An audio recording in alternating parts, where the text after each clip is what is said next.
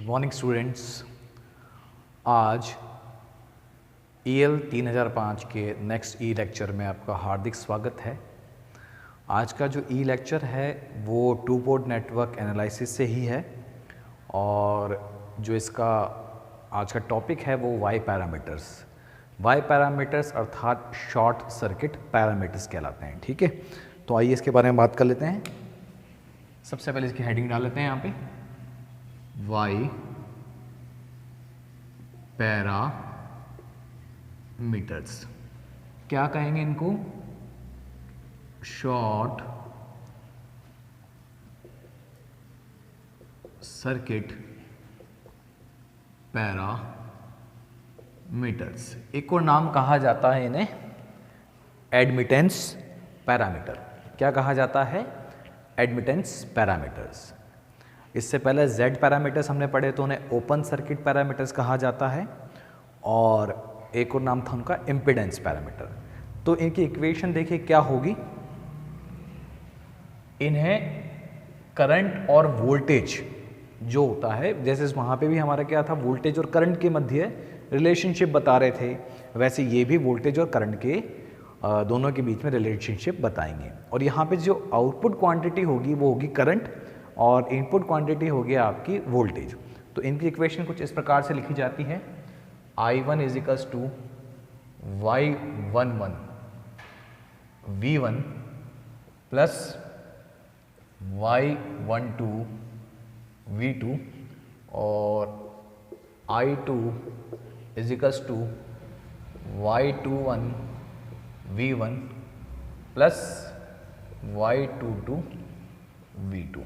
ठीक है, अब आप देख सकते हैं यहाँ पर I1 आपका क्या है? Input current eight port 1। तो मैं इसको बॉक्स में बना देता हूँ एक बार। ठीक है, ये आपका इनपुट पोर्ट हो गया और ये आपका हो गया आउटपुट पोर्ट। तो क्या कहा जा सकता है? देखिए I1 आपका हो गया input current eight port 1, output current eight port 1।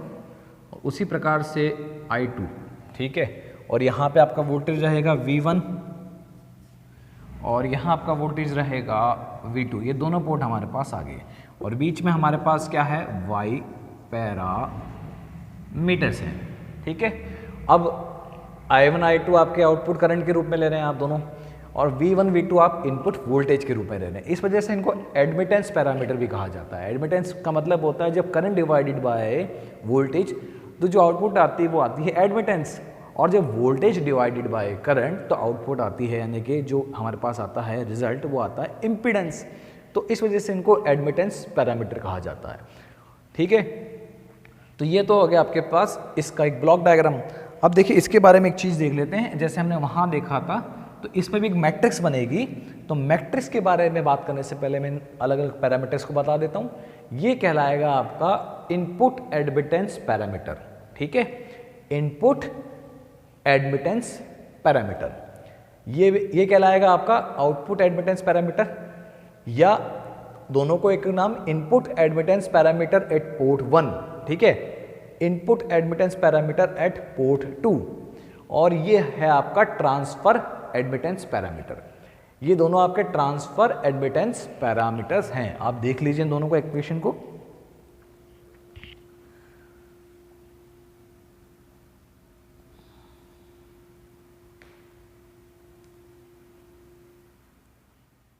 ठीक है, तो अगर आइए आउटपुट साइड की बात करते हैं तो ये आपका इसको हम कह देते हैं input admittance parameter, output admittance parameter, और ये दोनों ट्रांसफर एडमिटेंस पैरामीटर। ठीक है, तो ये चीज़ हो गई। ये इसका ब्लॉक हो गया, जैसे कि मैंने अपने पहले वाले लेक्चर्स में बताया था। जब आप इसका पहला वाला पार्ट देखेंगे जिसमें इंट्रोडक्शन है और Z पैरामीटर्स का भी वर्णन है इसमें, तो वहाँ आपको ये चीज़ क्लियर हो जाएगी इस बॉक्स को हम क्यों बनाते हैं, क्योंकि हमें सर्किट पता नहीं होता है तो हम उसे बॉक्स से रिप्रेजेंट कर देते हैं। तो आगे की तरफ चलते हैं, इसको मिटा देता हूं मैं।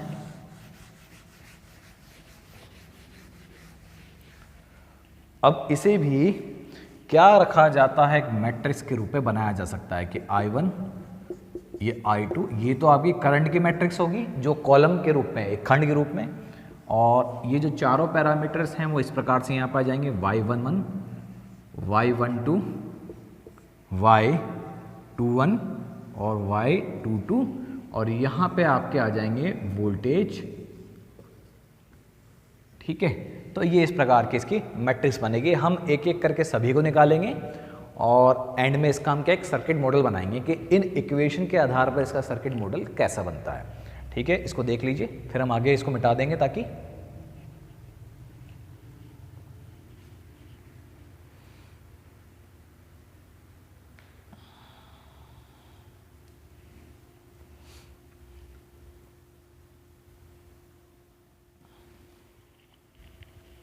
ठीक है। अब इन इक्वेशन के आधार पर इसे इक्वेशन 1 नाम दे देते हैं, इससे इक्वेशन 2 नाम दे देते हैं।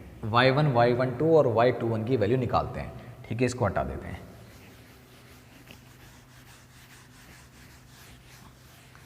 अब बात करते हैं, देखिए क्या है शॉर्ट सर्किट पैरामीटर।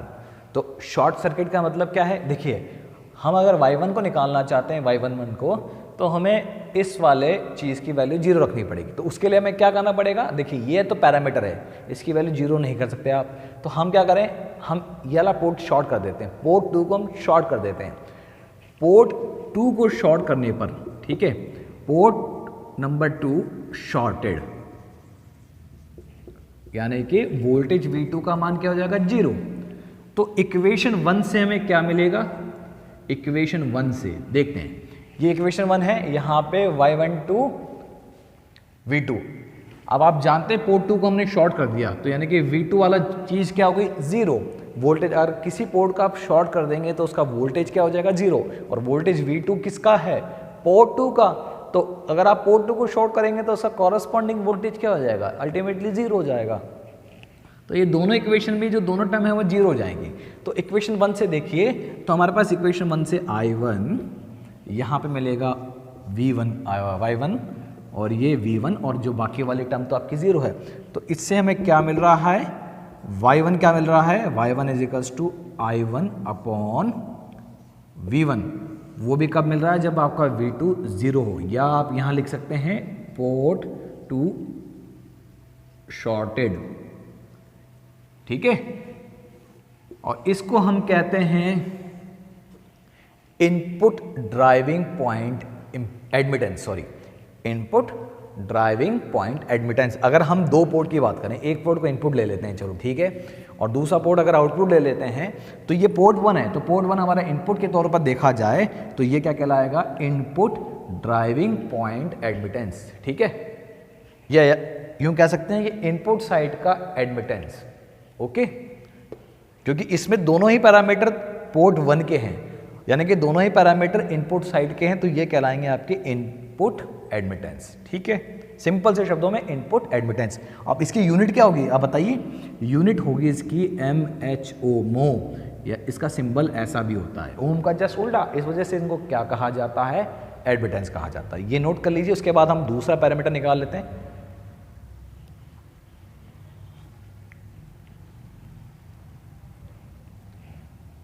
ठीक है, आगे आ जाते हैं।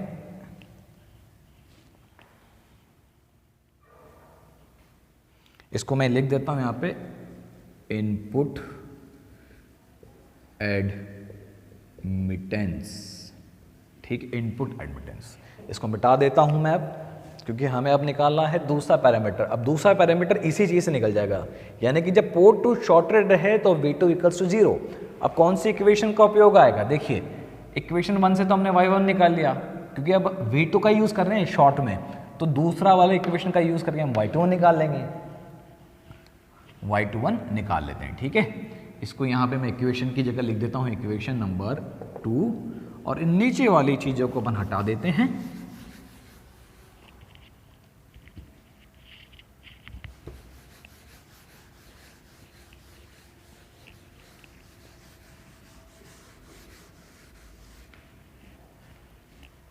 ठीक है, इक्वेशन 2 में है तो I2 बराबर y21 इंटू V1, ये वाली टर्म 0 है, इसका कोई मतलब नहीं, तो हमारे पास क्या निकल जाएगा, y12 is equals to I2 upon V1।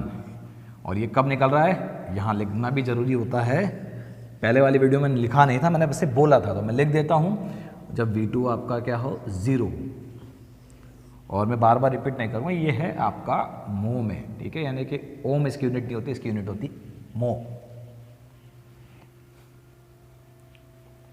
और इसको कहा जाता है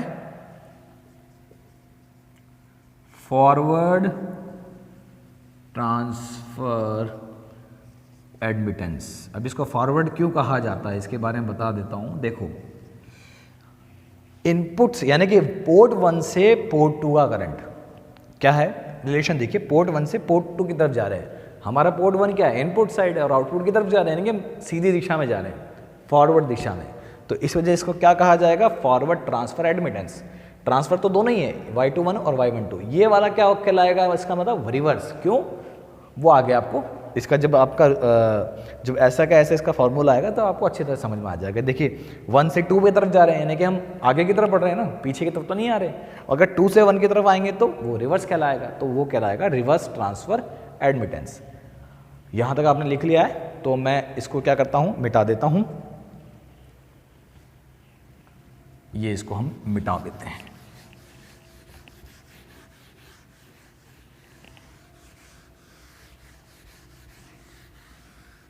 अब हमने क्या करा, पहले पोर्ट 2 को शॉर्ट करा था, ठीक है। अब हम ऐसे ही क्या करेंगे, पोर्ट 1 को शॉर्ट कर देंगे। वेट ए मिनट पे थोड़ा इसमें इंक डाल देता हूं।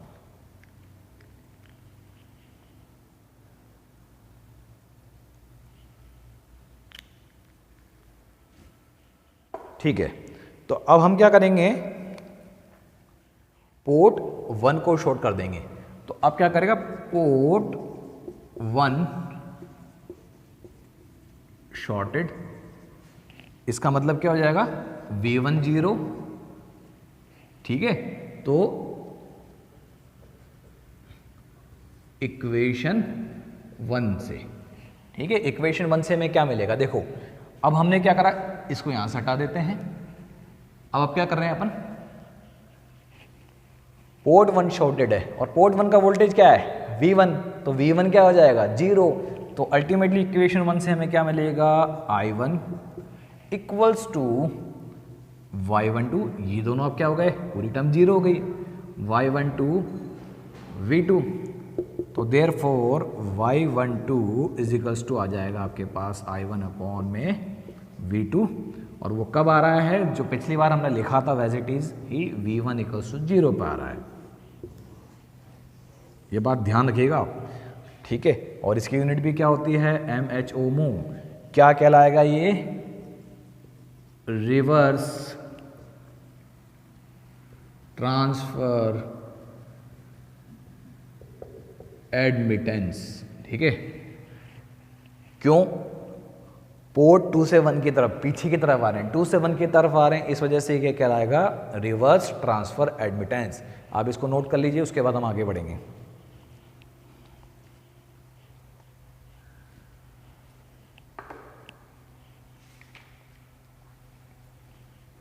ठीक है, अब हम आगे बढ़ते हैं। इक्वेशन 1 से हम कहाँ जाएंगे, इक्वेशन 2 पर आ जाएंगे।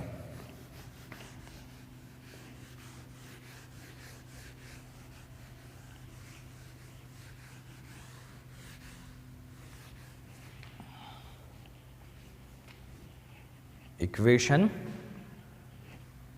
2 क्या मिलेगा, इक्वेशन 2 से हमें, इक्वेशन 2 देखिए I2, ये चीज़ 0 लिखने की जरूरत नहीं है, Y22 V2, ठीक है। ये आ जाएगा आपका Y22 which is equals to क्या होगा, I2 अपॉन में V2, और मैं यहाँ फिर लिख देते हैं V1 equals to 0। This is also in MHO। ये लाइन सिर्फ इसलिए बता रही कि यहाँ पे क्या क्या पैरामीटर्स के अकॉर्डिंग ये चीज़ आई है, तो ये लाइन खींचने का सिर्फ ये अर्थ है, ठीक है। ये इसका कोई अर्थ नहीं, बस फॉर्मूला तो ये है, पर ये एक अलग चीज़ लिखने के लिए है कि ये इस कंडीशन के तहत ये वैल्यू आई है, ठीक है। तो ये आपका हो गया। और इसको क्या कहा जाएगा, आउटपुट एडमिटेंस, आउटपुट एडमिटेंस, तो ये हमारे पास चारों के चारों पैरामीटर्स इसके द्वारा निकल के आ चुके हैं। अब आप देखिए इन चार की वैल्यू आपको मिल चुकी है। अब इन इक्वेशन के आधार पर कई बार क्या होता है एग्जाम में पूछ लिया जाता है कि जो y पैरामीटर्स आप निकालेंगे उसका इक्विवेलेंट सर्किट भी बना के बताइए। अब इक्विवेलेंट सर्किट कैसे बनता है, इस इक्वेशन के आधार पर बनता है। आप जो भी सर्किट सॉल्व कर लेंगे वो एग्जाम्पल में बाद में बताऊंगा कि सर्किट को कैसे सॉल्व किया जाता है। पर अगर ये इक्वेशन दे रखी है तो आप इसी के बेसिस पे, इन दोनों इक्वेशन के बेसिस पे एक सर्किट बना सकते हैं। वो कुछ इस प्रकार से बनेगा, आप इसको नोट कर लीजिए, फिर मैं यहाँ पे इस जगह पे बनाऊंगा आपसे।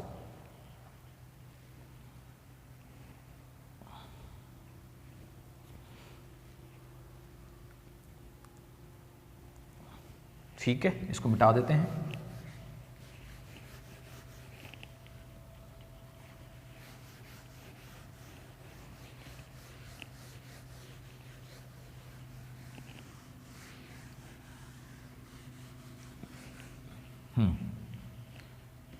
अब देखिए इक्वेशन 1 देखिए आप सबसे पहले। अगर मैं इक्वेशन 1 देखता हूं तो ये क्या दिखती है, admittance into voltage. Admittance into voltage का मतलब होता है वो वैल्यू करंट ही है। ठीक है, क्या है, करंट, क्योंकि एडमिटेंस का अपोजिट होता है जस्ट उल्टा इम्पिडेंस। ठीक है, अगर मैं इसको ऐसे लिख दूं 1 तो V1 बाय इम्पिडेंस या वोल्टेज इनटू एडमिटेंस वो क्या कहलाता है, करंट कहलाता है। तो ये भी करंट है और ये भी करंट है। ठीक है, एडमिटेंस को जब भी आप गुणा करते हैं वोल्टेज से तो उसका अर्थ होता है करंट, क्योंकि एडमिटेंस का उल्टा होता है इम्पिडेंस, यानी कि वोल्टेज यहाँ पे मल्टीप्लाई में है तो वोल्टेज डिवाइडेड बाय इम्पिडेंस वो भी करंट, और वोल्टेज इनटू एडमिटेंस वो भी करंट। तो I1 बराबर एक करंट दूसरा करंट। ठीक है, इसी प्रकार से I2 बराबर करंट प्लस करंट। तो यहाँ पे हमें क्या चीज़ मिलती है, KCL।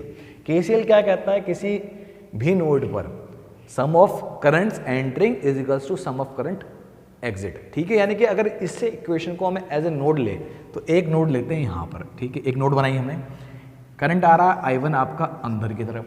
ठीक है, मान लीजिए इसको हम अंदर की तरफ लेते हैं तो ये हो गया आपका करंट अंदर आने वाला, और ये क्या करंट हो गया आपके बाहर जाने वाले। तो थोड़ा सोचिए कि क्या हो सकता है।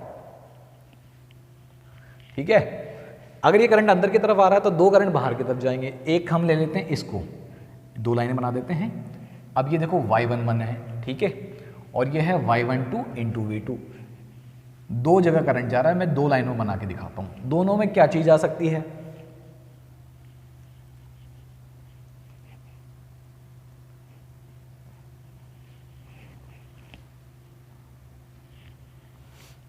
ठीक है।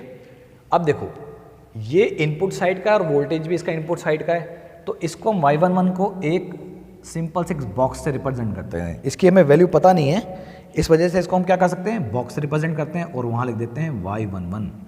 और ये क्या है, ये है करंट। ठीक है, पर ये किस पर निर्भर है, वोल्टेज V2 पर, यानी कि ये डिपेंडेंट करंट है। क्या है, डिपेंडेंट, किसी और पर निर्भर है।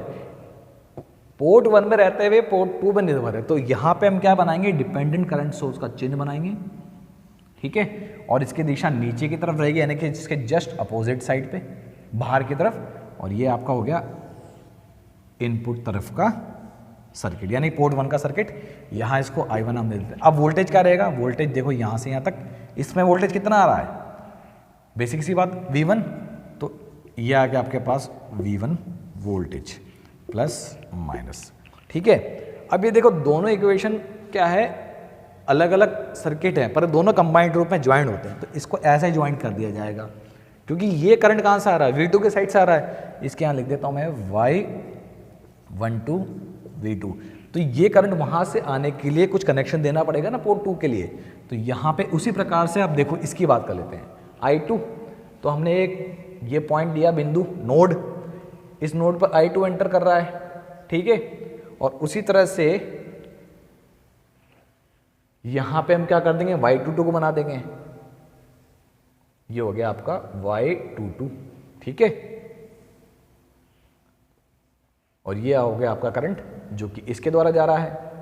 और उसी प्रकार से Y21 इंटू V1, अब ये किस तरफ से आ रहा है, वोल्टेज V1 पर निर्भर कर रहा है। तो यहां पे भी एक क्या आ जाएगा, डिपेंडेंट करंट सोर्स आ जाएगा जो बाहर की तरफ होगा, और उसकी वैल्यू हो जाएगी आपके पास Y21 इंटू में V1 और इसको हम ऐसा पूरा करते हुए यहाँ पे एक वोल्टेज दे देंगे जो हो जाएगा आपके पास V2। तो ये इसका इक्विवेलेंट सर्किट बन जाएगा, ठीक है। इस प्रकार से इक्विवेलेंट सर्किट बनता है। देखो I1 अगर हम यहाँ पे लगाते हैं, इस नोड पे कैसे लगाते हैं, तो I1 वोल्टेज क्या है यहाँ से यहाँ तक V1, तो ये बन जाएगा I1, ठीक है। अब ये तो एंटर करिए और ये बाहर की तरफ है, तो हम चाहे तो इसको माइनस करके ले सकते हैं V1 इंटू Y11, ठीक है। ये करंट हो गई। उसी प्रकार से भी बाहर की तरफ जा रही है तो इसको लिख देंगे Y12 इंटू V2 और उसके अलावा कुछ बच रहा है नहीं है। इस नोड में बस ये दो ही चीज़ें इक्वल्स टू 0। जब आप इसको सिंप्लीफाई करेंगे तो आपको ये इक्वेशन मिल जाएगी। और वहाँ पे भी ये लाइन क्यों कनेक्ट करी, देखिए ये Y12 और ये जो करंट है वो कहाँ से आ रहा है, वोल्टेज V2 की तरफ से, तो उसके लिए हमें कनेक्शन करना आवश्यक है कि नहीं है। उसी प्रकार से यहाँ पर कहाँ से आ रहा है, V1 की तरफ, तो करंट वहाँ पे जाना आवश्यक है। तो ये दोनों को कनेक्ट कर रहा है पार्ट। ये दोनों अलग अलग इक्वेशन से अलग अलग सर्किट होते हुए भी आपस में इंटरकनेक्टेड हैं। तो ये था Y पैरामीटर इन इक्वेशन के द्वारा इसका इक्विवेलेंट सर्किट मॉडल, ठीक है। तो आज के लिए हमारा इस वीडियो में इतना ही। नेक्स्ट ई लेक्चर में हम इन पर डिपेंडेंट प्रॉब्लम्स देखेंगे, ठीक है। और इससे पहले मैं 2 वीडियो बना चुका हूं, तो आप उन दोनों में Z पैरामीटर और Z पैरामीटर के एग्जाम्पल देखिए। आगे आने वाले वीडियो में और एग्जाम्पल बनाऊंगा। तो थैंक यू आज के लिए, धन्यवाद।